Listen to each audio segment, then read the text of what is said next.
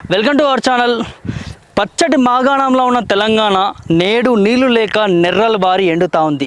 ఇది సోషల్ మీడియాలలో, యూట్యూబ్లలో, ఇన్స్టాగ్రామ్లలో, ట్విట్టర్లో మనం చూస్తున్నాము.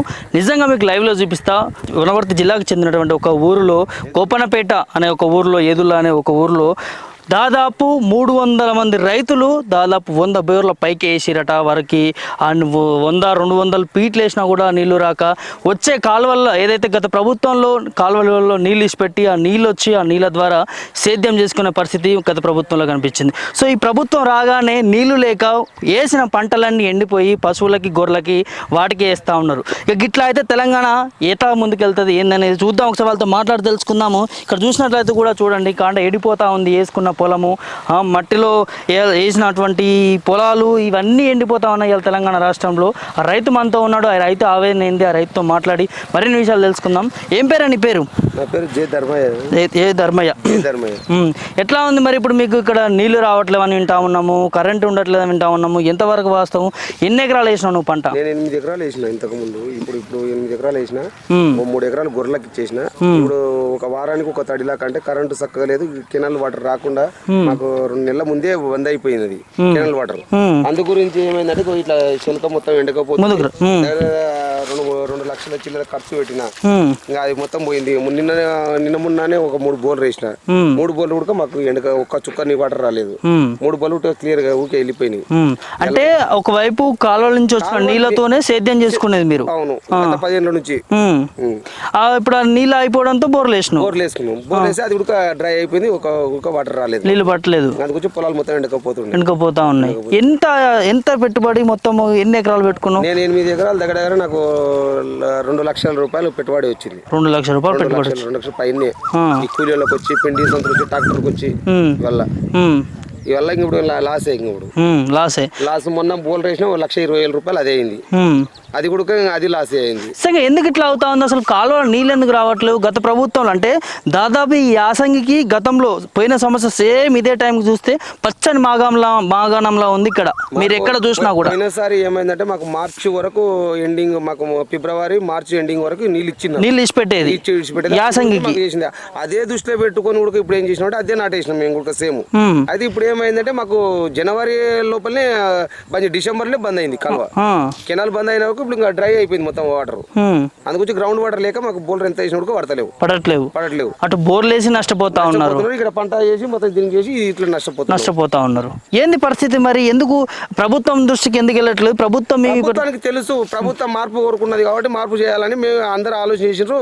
అందుకే ప్రభుత్వాన్ని మార్చిండ్రు. ఈ ప్రభుత్వాన్ని దృష్టిలో పెట్టుకుని ఈ మా ఇట్లా రైతులకు ఏమైనా సాయం చేస్తే మేము కొద్దిగా ఉండగలుగుతాం. లేకపోతే ఇంతకుముందు పాలమూరు జిల్లా లేబర్ జిల్లా అన్నట్టే మళ్ళీ లేబర్ గా ఎత్తుకొని పోవాల్సింది. మేము మహారాష్ట్రకు, ఎక్కడో హైదరాబాద్కి ఎక్కడ పోయి బతకవలసింది మా పరిస్థితులు. అంత తప్ప వేరేది ఏం లేదు. ఏదైతే మార్పు రావాలని కోరుకున్నారు మనం కాంగ్రెస్, గత ప్రభుత్వం కంటే మెరుగుగా పాలన చేయాలి. మీకు ఇచ్చే కరెంట్ కానీ, నీళ్లు కానీ, రైతు బంధు కానీ ఇవాళ ఇలాంటి పరిస్థితికి తీసుకొచ్చిందంటే ఈ ప్రభుత్వం ఏం చెప్తారు మీరు? ప్రభుత్వం అంటే ఇప్పుడు అండర్ వాటర్ లేనందుకు సరే ప్రభుత్వం ఏం చేయలేదు, దానికి ఓకే. కానీ కరెంట్ అన్న కనీసం మనకు కరెక్ట్ ఇచ్చింటే ఆ వచ్చిన కొంచెం వాటర్ అన్ని కూడా చేనులు వాడుతుండే మాకు. అదేంటంటే ఇప్పుడు రోజు ఒక ప్రాబ్లం, ఏదో ప్రాబ్లం చెప్తుంటారు. ట్రాన్స్ఫారం పోయింది, లేకపోతే ఆడ ఎల్సీ తీసుకున్నారు, ఏదో ప్రాబ్లం చెప్పి కరెంట్ కట్ చేస్తున్నారు. గతంలో ఎన్నికల ముందు రేవంత్ రెడ్డి గారు కూడా ఒక వాక్యాలు చేస్తున్నారు. 3 గంటలు వేస్తే సరిపోతుంది, ఎకరానికి గంట కరెంట్ అన్నది. సరిపోదు, ఎకరాకైనా కూడా సరిపోదు. ఇప్పుడు అదే పరిస్థితికి వచ్చిందా? చూస్తే అదే పరిస్థితి వచ్చింది. ఆయన అతను సార్ మనకు ఏమన్నాడో 3 గంటలు మస్తు అవుతుంది రైతుకు అన్నాడు. మళ్ళీ 8 ఎకరాలకు 3 గంటలు ఎంత వారిస్తాడో నాకైతే తెలియదు. ఆయన రైతే అంట, మా జిల్లానే అంట, మా కథనేనంట. మేమైతే మీ పాలమూరు బిడ్డ మీ జిల్లానే, మేము పాలమూరే కాబట్టి 3 గంటల కరెంట్ ఇలా సరిపోతుంది నాకైతే తెలియదు. అది ఇప్పుడు అంత పరిస్థితి ఉందా? ఎన్ని గంటలు ఇస్తారు కరెంటు? ఎప్పుడు వస్తుంది ఎప్పుడు వస్తుందో మాకే తెలియదు. మేము ఎప్పుడు కావాలి వండుకోవాలి. ఇంత ముందు లాగా ఇప్పుడు రాత్రి పూట ఇప్పుడు మనకు చంద్రబాబు నాయుడు పీరియడ్ ఉన్నప్పుడు ఎట్లా వచ్చిన్నదో, ప్లస్ వైఎస్ఆర్ ఉన్న పీరియడ్ ఎట్లా వచ్చిన్నదో మాకు సేమ్ అదే పరిస్థితి వచ్చింది. రాత్రి పూట వచ్చి కావాలి వండుకోవాలి, ఇంటికాడ ఏమైనా అయిపోయి మేము వచ్చి పాములో గీములతో మేము చచ్చిపోవాలి.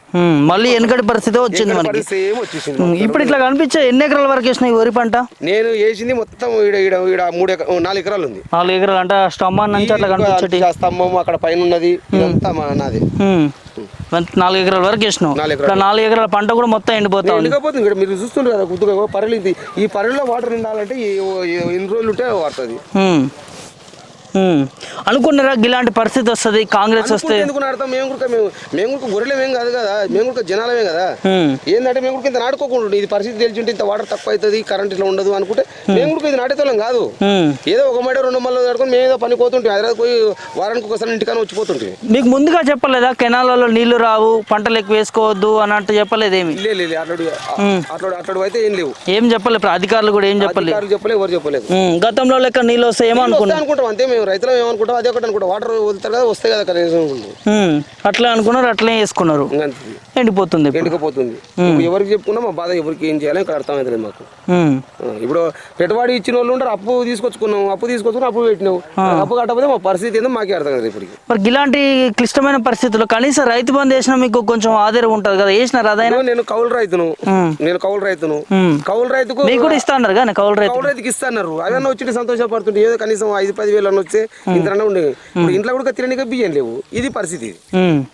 మొత్తానికి ఇట్లా ఉంది పరిస్థితి. ఏంది మరి ఏం కావాలి మీకు ఇప్పుడు? మీకు న్యాయంగా మరి పంటలు అయితే ఎండిపోతా ఉన్నా, నీళ్ళు అయితే రాలేదు, న్యాయంగా ప్రభుత్వం ఏం చేయాలంటే ఇప్పుడు గమనించి ఇట్లా కొద్దిగా సర్వే ఇట్లా చేయించి అన్న మనకు కనీసం ఇట్లా ఎండకపోతుంది కదా, ఏదో వాళ్ళకి ఇప్పుడు 10,000 అయిన 5,000 అన్న ఇస్తే రైతు కొద్దిగా మేలుకోగలుగుతాడు. ఎకరానికి ఎకరానికి ఇంత ఇస్తే మేము కోరుకున్నది అదే.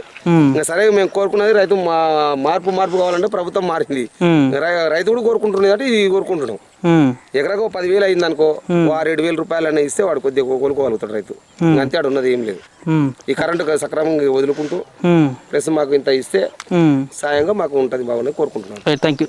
ఇది చూసారు కదా, గత ప్రభుత్వంలో ఉన్నప్పుడు కరెంటు కావచ్చు, నీళ్లు కావచ్చు, ఈ చుట్టుపక్కల ఉన్న కెనాల్లో నీళ్లు రావడం వల్ల ఇక్కడ పంటలు పండించుకునేది. ఇప్పుడు ఆ కెనాల్ నుంచి నీళ్లు రాకపోవడం, ఏదైతే గత ప్రభుత్వంలో నీళ్లు వస్తాయని చెప్పి నీళ్లు వేసుకున్నారు, ఇప్పుడు ఈ ప్రభుత్వం రాగానే నీళ్లు బంద్ చేయడంతో ఇక్కడ ఉన్నటువంటి దాదాపు 100 ఎకరాలు ఇలా ఎండిపోయిన పరిస్థితి మనకు కనిపిస్తూ ఉంది. ఖచ్చితంగా దీని పట్ల అధికారులు స్పందించాలి. అదేవిధంగా ముఖ్యమంత్రి రేవంత్ రెడ్డి గారు కూడా ఈ రైతులను ఆదుకోవాలి. కనీసం ఈ నష్టపరిహారం కింద ఎకరాకి 5,000, 10,000 ఎంత ఇస్తారో వారు ఆదుకొని వారిని ఖచ్చితంగా వారి పట్ల స్పందించి వారిని దగ్గరికి తీసుకోవాలని చెప్పి మేము కోరుతా ఉన్నాము. ఈ రైతు ఆవేదన చూసారు కదా మీరే. గత ప్రభుత్వంలో ఉన్నప్పుడు సఫిషియెంట్గా నీళ్ళు ఇచ్చి, కరెంట్ ఇచ్చి, రైతు బంధు ఇచ్చి, అన్ని విధాలుగా ఇచ్చి వ్యవసాయ రంగాన్ని ముందుకు తీసుకెళ్లిన నేపథ్యం మనం చూసాము. ఈ ప్రభుత్వం వస్తే కూడా కనీసం 5,000, 10,000 కాకుండా 15,000 ఇస్తున్నారు. అది కాకుండా ఒక 5,000, 10,000 ఇచ్చైనా ఆదుకుంటే మమ్మల్ని ఆదుకున్న వాళ్ళు అవుతారని చెప్పి ఇక్కడ రైతులు ఆవేదన వ్యక్తం చేస్తున్న పరిస్థితి మనకు కనిపిస్తూ ఉంది.